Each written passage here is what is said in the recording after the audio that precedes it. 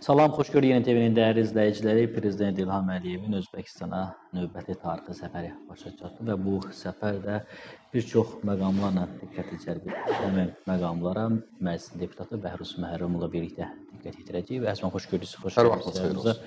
Bəzən qeyd etdiyim kimi kifayət qədər vacib bir səfər idi və həm də tarixliyi ilə diqqəti cəlb etdi. Eyni zamanda belə də qeyd edə bilər, yəni tarixi açıqlamalar, fikirlərin yer aldığı bir səfər idi. Ümumi kontekstdən götürdükdə dünyadakı baş verən proseslər fonunda Azərbaycan-Özbəkistan müttəfiqliyin daha da dərinləşməsi istiqamətində atılan addımlar necə qiymətləndirə bilər və bu səfəri ümumilikdə necə qiymətləndirirsiniz? Möhtərəm Prezidentin Özbəkistana dövlət səfəri özlüyündə yalnız iki tərəfli münasibətlər səviyyəsində şərh olunmamalıdır. İstər beynəlxalq hüquq zəminində, istərsə də dövlətlərarası və regionda inkişaf və əməkdaşlıq mexanizmləri baxımından kifayət qədər yeni mərhələ yaradacaq uğurlu bir kontekstdən, kifayət qədər uğurlu istiqamətlərdən bu səfəri təhlil etmək mümkündür. İlk növbədə bilirsiniz ki, hazırda dünyada qütblər arası ziddiyyət kifayət qədər dərinləşib. Ayrıcı xəttlər, möhtərəm Prezidentin təbiri ilə desək, kifayət qədər daha aydın, daha qabarıq şəkildə bilinməkdədir. Amma BMT eyni zamanda qarşıya məqsəd qoyur ki, dövlətlərin əməkdaşlığı dərinləşməlidir, dövlətlər bir-biri ilə güc yolu ilə və yaxud güc tətbiq etməklə, hədələməməklə əməkdaşlıq qurmalıdırlar. Yeni dünya düzəninin istiqamətləri, hədəfi budur, amma eyni zamanda biz tamamilə başqa mənzərənin şahidi oluruq. Belə bir zamanda dövlətlərin əməkdaşlığını dərinləşdirən istənilən nümunə beynəlxalq hüquq tərəfindən alqışlanır və digər tərəfindən əgər bu nümunə Azərbaycan və Özbəkistan əmsalında biz bunu görürük, başqa dövlətlərə qarşı yönəlməyibsə, bu əməkdaşlıq regionda təhlükəsizliyi təhdid etmirsə, beynəlxalq hüququn tanınmış normalarında əksini tapan prinsiplərlə zidd hansısa niyyət ortaya qoymursa, təbii ki, alqışlanmalıdır. Eyni zamanda nəzərə alaq ki, Azərbaycan Cənubi Qafqaz bölgəsində möhtərəm Prezidentin Müzəffər Ali Başkomandanlığı ilə yeni geosiyasi, hərbi siyasi reallıq yaradıb, bölgədə yeni inkişaf imkanları yaradıb, bugünə qədər inkişafa, tərəqqiyə, əməkdaşlığa mane olan bütün aspektləri aradan qaldırıb və belə olan təqdirdə təbii ki, eyni zamanda Özbəkistan da Orta Asiyanın, Mərkəzi Asiyanın əsas demoqrafik gücüdür. Təbii ki, bu əməkdaşlıqlar yalnız yeni reallıqda, yalnız və yalnız iki tərəfli aspektdə təbii ki, təhlil oluna bilməz və dövlətlər arasında bu əməkdaşlıq həm də Cənubi Qafqazla Mərkəzi Asiya arasında, eyni zamanda bütövlükdə Pekindən başlayıb Londona qədər davam edən orta dəhlizin, bütövlükdə İpək yolunun vacib, etibarlı segmenti kimi çıxış etməklə qlobal miqyasda müəyyən təhlil aspektləri özündə doğurur. Əzməm, bu səfərdə bizim diqqətimizi çəkən ifadələrdən biri vahid geoiqtisadi, geosiyasi məkan anlayışıdır. Belə deyək ki, indiyə qədər biz bu ifadədən ekspertlər və yaxud da ki, bu sahədə məşğul olan şəxslər tərəfindən bu ifadələri eşitirdiksə, artıq prezidentlər səviyyəsində bu ifadə səslənməkdədir. Bax, bunu izahı nədən ibarətdir, mən istəyirəm sizdən eşitdim. Bilirsiniz, adətən dövlətlər arası münasibətlərdə xoş niyyətlər bəyanatlarda ifadə olunur və təbii ki, Azərbaycan və Özbəkistan arasında da kifayət qədər uğurlu, xoş bəyanatlar verilib, amma digər bəyanatlardan fərqli olaraq, digər dövlətlərin səsləndirdiyi gəlişi xoş fikirlərdən fərqli olaraq, Azərbaycan və Özbəkistan arasındakı bəyanatlar real əsaslara söykənir. Yəni, Azərbaycan və Özbəkistan arasında münasibətlərin təməlində dayanan hədəflər, təməlində dayanan istiqamətlər eyni zamanda öz növbəsində praktik müstəviyə artıq keçib. Məsələn, biz əgər Özbəkistanla Azərbaycan arasında niyyət ifadə olunduğunu görürüksə, bilirsiniz, Dövlətlərarası Şuranın bundan öncə də iclası olmuşdu. Dövlətlərarası Şuranın bundan öncəki iclasında ifadə olunan niyyət artıq bugünkü iclasa qədər hesabat kimi dinlənilir. Bugünkü iclasda artıq hesabat kimi dinlənilir və o deməkdir ki, artıq qarşıda kifayət qədər uğurlu əməkdaşlıq üçün yol xəritəsi varsa, eyni zamanda bu yol xəritəsinin arxasında da görülmüş işlər var. Bilirsiniz, Azərbaycan-Özbəkistan münasibətlərinin uğuru həm də ondan ibarətdir ki, birinci, bu istiqamətdə liderlərin qətiyyəti var. Bilirsiniz, bizim birbaşa quru sərhədlərimiz yoxdur. Xəzər dənizinin o tayından belə biz başqa ölkənin ərazisindən, o da qardaş ölkədə, amma başqa ölkələrin ərazilərindən keçib getməliyik. Amma buna baxmayaraq, biz artıq sərhədlərimizi, deməli, müstəqilliyimizi, suverenliyimizi qorumaqla sərhədlərimizi sözün əsl mənasında birləşdirə bilmişik. Digər vacib məqam ondan ibarətdir ki, Azərbaycanla Özbəkistan arasında münasibətlər heç də hamar inkişaf yolu keçməyib. Nəzərə alaq ki, Azərbaycanda bir zamanlar 90-cı illərin əvvəllərində səbatsız bir hakimiyyətin, AXC Müsavat Kütlüyünün hakimiyyəti dövründə Özbəkistanla münasibətlər sözün əsl mənasında az qala müharibə həddinə çatmışdı. O zamanki Azərbaycan hakimiyyəti Özbəkistandakı ayrı-ayrı dairələri, birlik hərəkatı var idi o zaman və s. və ilaxır insanlar var idi, hansı ki Özbəkistanın müstəqilliyi üçün təhdid idi. O həmin şəxslərə açıq şəkildə sığınacaq verməklə Özbəkistanın daxili işinə qarışırdılar. Yaxud Azərbaycan hakimiyyəti o zaman özünü demokratik sayıb, Özbəkistanı avtoritar bir rejim adlandıraraq onunla yanaşı durmaq istəmədiyini bəyan edirdi. Bu cür ucuz təfəkkürlü bir hakimiyyətin dövründə münasibətlərimiz o qədər kəskinləşmişdi ki, Heydər Əliyev kimi, Ulu Öndər kimi çox təcrübəli dövlət xadimi, o dövlət xadimi həm də İslam Kərimovla, mərhum İslam Kərimovla kifayət qədər Sovet dövründən hələ xoş münasibətləri var idi. Münasibətləri bütövlükdə Azərbaycan-Özbəkistan müstəqil dövlətlərin münasibətlərinin bərpa olunmasına illər lazım oldu. Cənab İlham Əliyev isə Ulu Öndər tərəfindən o bərpa olunmuş münasibətləri ali səviyyəyə çatdırdı və bugün əminliklə deyə bilərik ki, Azərbaycan və Özbəkistan arasında tarixin heç bir dövründə bu qədər əməkdaşlığın ali səviyyəsini, qızıl dövrünü biz müşahidə etməmişik. Artıq strateji müttəfiqik, tərəfdaşlığımız strateji səviyyədədir və ən əsası artıq əbədi dostluq haqqında saziş imzalandı. Bu isə münasibətlərin yeni mərhələsi deməkdir. Və digər tərəfdən Azərbaycan və Özbəkistan, bəli, bayaq da dedik, bəyanatlarda ifadə olunmur. Uğurlu mexanizmlər ortada var. Elə cənab prezidentin, Özbəkistan prezidentinin birgə ortaya qoyduğu qətiyyət. Bu kifayət qədər uğurlu bir mexanizmə çevrilib. Digər tərəfdən Dövlətlərarası Şuranın, Ali Şuranın mütəmadi iclası. Bu mexanizm özlüyündə ciddi nəzarət mexanizmidir. Hökumətlər arası komissiyalar var. Həmçinin ayrı-ayrı dövlət qurumları arasında ikitərəfli münasibətlər var. Hətta biraz daha irəli gedək, yerli orqanlar arasında artıq bilirsiniz ki, əlaqələr qardaşlaşma səviyyəsində və digər mübadilə səviyyəsində əməkdaşlıqlar var. Özbəkistan, Azərbaycan arasında mədəni humanitar əlaqələr tamamilə yeni müstəviyə çıxıb və elə burada xüsusi qeyd etmək istəyirəm, Mehriban xanım Əliyevanın, çox hörmətli Mehriban xanımın cənab İlham Əliyevi səfərdə müşahidə etməsi əslində Azərbaycan xarici siyasətində yumşaq gücün oynadığı rolun həm də bir göstəricisi oldu. Mehriban xanımın görüşləri, ziyarətləri özlüyündə göstərdi ki, Azərbaycan yalnız siyasi xətt üzrə, ticari, iqtisadi xətt üzrə yox, həm də proseslərin yumşaq güc üzrə inkişafı Azərbaycan-Özbəkistan arasında münasibətlərdə mənəvi təməllərin dərinləşməsində maraqlıdır. Hocam, Azərbaycan-Özbəkistan münasibətləri həm də Mərkəzi Asiya, Cənubi Qafqazın bir növ vahid məkana çevrilməsində mühüm rol oynamaqdadır. Burada bir detalı da biz Türk Dövlətləri Təşkilatı kontekstini qiymətləndirə bilərik. Mən hər iki istiqamət üzrə sizin fikirlərinizi almaq istəyirəm. Yəni bu əlaqələrin, bu münasibətlərin yüksək səviyyədə olması, regionumuzun vahidləşməsi və Türk Dövlətləri Təşkilatının daha yüksək səviyyədə gücə çevrilməsi baxımından nə kimi əhəmiyyət kəsb edir?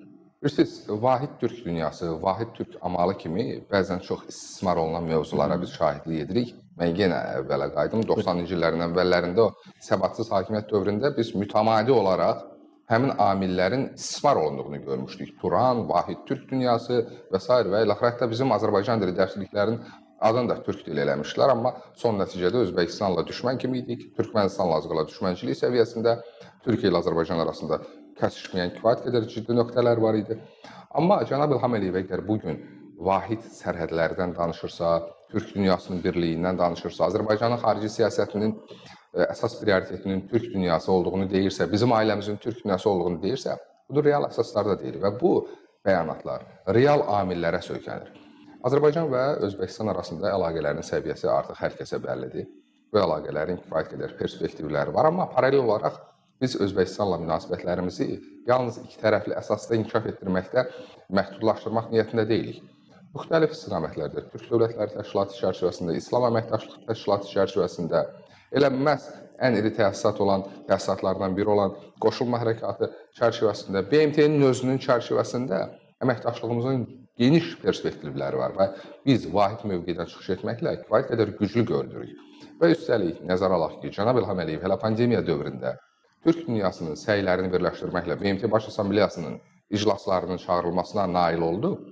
Bu deməkdir ki, artıq Azərbaycan Türk dünyasının əsas hərəkət verici qüvvəsi kimi Türk dünyasını bütövlükdə vahid bir güc kimi hərəkət imkanına, əmsalına nail olub və bugün biz çox böyük məmnuniyyətlə eyni niyyəti Qazaxıstanda da, Türkmənistanda da, eyni zamanda təbii ki, Özbəkistan və Qırğızstanda da görürük.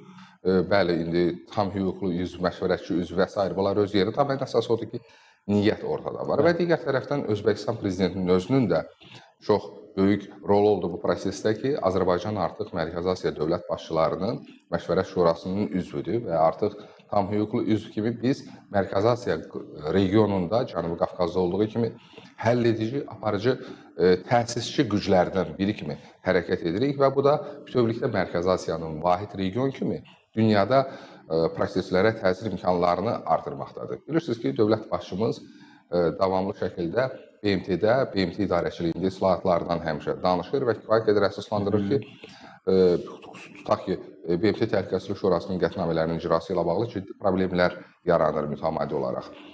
Azərbaycan ən azı özü bu prosesi yaşadı, bu problemi yaşadı və dövlət başçımız hələ qoşulma hərəkatının rəhbəri olarkən də elə mütəmadi olaraq Azərbaycan prezidenti kimi də dəfələrlə bəyan edib ki, BMT idarəçiliyində, BMT Təhlükəsizlik Şurasının qətnamələrinin icrası mexanizmi baxımından idarəçilikdə islahatlara ehtiyac var. Ərəb dünyasının, Afrikanın, qoşulma hərəkatının, Türk dünyasının, İslam dünyasının BMT Təhlükəsizlik Şurasında daimi üzv qismində nümayəndələr olmalıdır. Və bugün artıq Azərbaycan prezidenti Mərkəzi Asiya və Cənubi Qafqaz vahid sərhəddi qismində, Türk dünyası qismində artıq vahid subyekt kimi çıxış edə biləcək bir ab-hava formalaşdıra bilir. Və əgər BMT-də islahatlar başlayarsa, artıq bizim region, yəni Türk dünyası bu prosesdə çox aktiv, rahat şəkildə rol ala bilər. Yəni yeni nizama bir növ hazırlıq kifayət qədər biz bu bölgədə, bəli, biz bu bölgədə artıq Cənab İlham Əliyevin liderliyində yeni nizamın qurulduğuna şahidlik edirik. Eyni zamanda Azərbaycanın hərbi siyasi qələbəsi Orta Asiya, Mərkəzi Asiya dövlətləri üçün də bir xilas, ümid yeri olub. Çünki Orta Asiya zəngindir.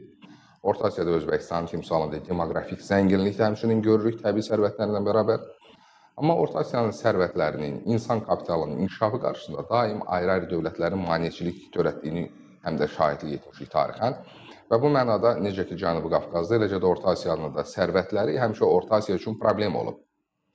Ən azından onun bazara çıxarılması başqa dövlətin iradəsindən asılı olub zaman-zaman. Amma Azərbaycanın Vətən müharibəsi və terror tədbirlərində qələbəsi ilə ölkəmizi xaba çevirməsi, daşıma qabiliyyətinin artması, orta dəhlizin effektiv və alternativsiz istiqamət kimi Azərbaycanın müəyyən olunması Orta Asiya üçün də Avropaya açılan qapı oldu. Və xüsusən də Çindən Qırğızistana, Özbəkistana çəkiləcək dəmir yol xəttinin Bakıya qədər uzanması, Ələtə qədər uzanması bu onu göstərir ki, artıq tamamilə yeni dövrdür. Dövlətlər artıq öz suveren iradələri üçün daha alternativ bir mexanizm ortaya qoya bildilər və bu deməkdir ki, yəni Azərbaycan-Özbəkistan əməkdaşlığı, Azərbaycan-Türk dünyası müstəvisi yalnız bu iqtisadi əməkdaşlıqdan, yalnız siyasi gücdən ibarət deyil. Bu, yeni dünya konfigurasiyasını formalaşdıran hərəkət verici istiqamətlərdən biri kimi artıq çıxış edir. Həsən, burada mən istəyirəm nəqliyyat bağlantılarına, logistika məsələlərinə ayrıca bir yer verir. Çünki orta dəhlizin əsas segmentlərindən biri Zəngəzur dəhlizi ilə bağlıdır. Ölkə başçısı öz fikirlərini bildirdi və bu istiqamət yaranacaq konsorsiumda Özbəkistanın yer alması ilə bağlı fikirlərini səsləndirdi. Mən istəyirəm, bax, bu məqamla bağlı sizin də fikirləriniz maraqlıdır.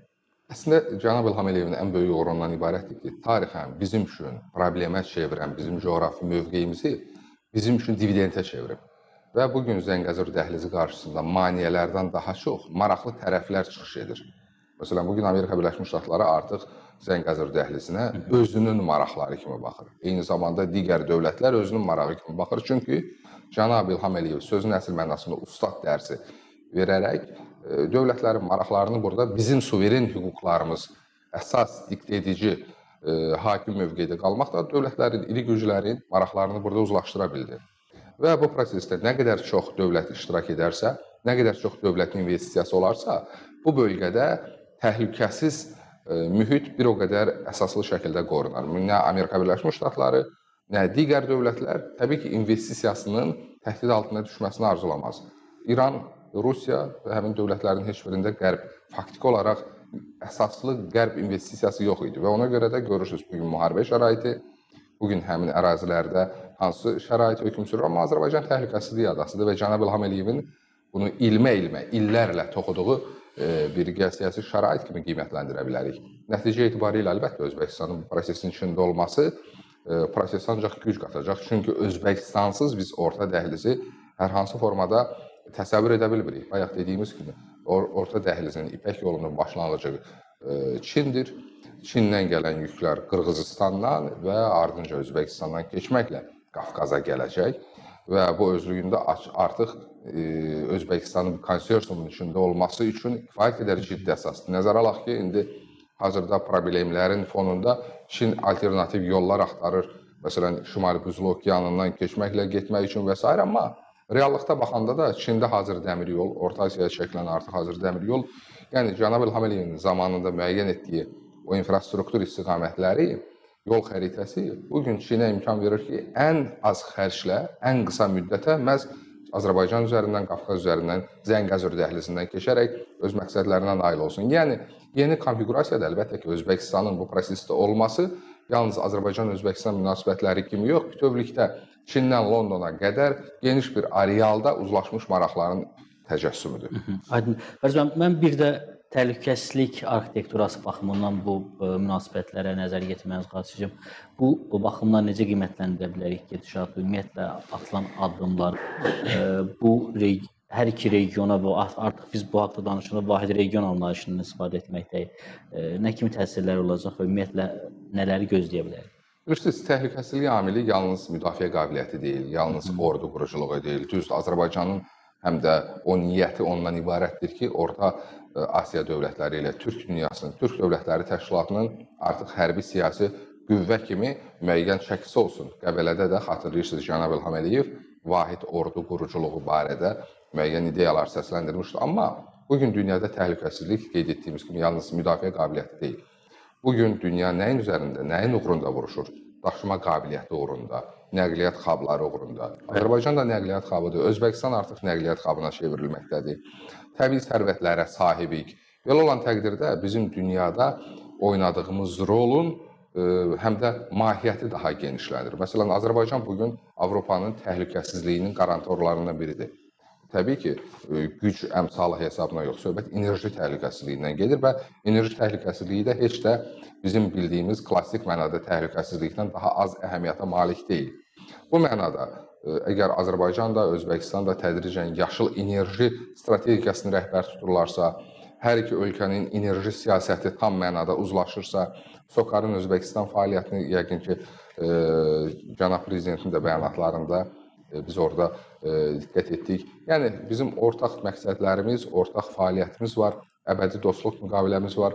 Bizim bu müqavilələrimiz bütövlükdə region üçün sözün əsl mənasında bir təhlükəsizlik, yeni təhlükəsizlik memarlığı ortaya qoyur və bu əməkdaşlıq iqtisadi əsaslarda iqtisadi təhlükəsizliyi, enerji əsaslarında enerji təhlükəsizliyini və gələcəkdə də müttəfiqliyin istiqaməti daha da genişlənə bilər və biz bütövlükdə bölgənin həm də hərbi siyasi təhlükəsizliyinin əsas zəmanətçisinə çevrilə bilərik. Burada enerji məsələsinə bir xüsusi baxmağa ehtiyac varmı? Çünki əlbəttə vacib bir məqamdır. Əlbəttə, qeyd etdiyimiz kimi Azərbaycanda da, Özbəkistanda da yaşıl enerjiyə münasibətdə kifayət qədər aydın planlama var. Həmçinin ənənəvi enerji resursları həm Özbəkistan sahibdir, düzdür, kifayət qədər geniş istismar etməsə də Azərbaycan bu istiqamətdə ciddi təcrübəyə sahibdir və nəzərə alsaq ki, Azərbaycan prezidenti zamanında hələ çoxları bu prosesə o qədər də ciddi yanaşmayanda Azərbaycan prezidenti alternativ enerji istiqamətində ortaya ciddi məqsədlər qoyub, infrastrukturlar formalaşdırıb və belə olan təqdirdə təbii ki, bugün bilirsiniz artıq həm də Xəzər dənizinin dibi ilə Orta Asiya ilə Azərbaycanı birləşdirən müvafiq olaraq kabellərin çəkilməsi istiqamətində işlər aparılır, layihələr artıq ideal olaraq razılaşıb. Yəni, bütün bunlar bu bölgənin bütövlükdə dünyanın enerji təhlükəsizliyində ən azı, ən pis halda Avrasiyanın enerji təhlükəsizliyində önəmli rol oynayan bizi subyektə çevirir və mən bir daha deyirəm, burada daha çox diqqəti biz Cənab İlham Əliyevin zamanında prosesləri düzgün proqnozlaşdırmasına yönəltməliyik. Əgər zamanında Azərbaycan bu layihələri reallaşdırmasaydı, əgər Azərbaycan işğala təcavüzə son qoyub bu bölgədə rahat, abad şərait formalaşdırmasaydı, hansısa formada bugün bölgənin qlobal təhlükəsizlik mühitinə təsirlərindən danışa bilməzdik. Əksinə, 6 il əvvələ qədər Azərbaycan özü bütövlükdə ərazisi işğala məruz qaldığı üçün, bu bölgədə separatizm hökm sürdüyü üçün biz özümüz az qala təhdid mənbəyi kimi görünürdük. Aydındır. Hocam, mən sizə təşəkkür edirəm gəldiyiniz üçün. Sağ olun. Çünki bizim artıq vaxtımız yekunlaşdı və düşünürəm ki, kifayət qədər vacib məqamlara toxuna bildik. Sağ olun, bir Sağ daha olun. minnətdarım. Hörmətli tamaşaçılar, yayımız başa çatır. Xatırladım ki, həmin söhbəti Milli Deputatı Bəhruz Məhrəmov idi. Sağ olun, sağ olun.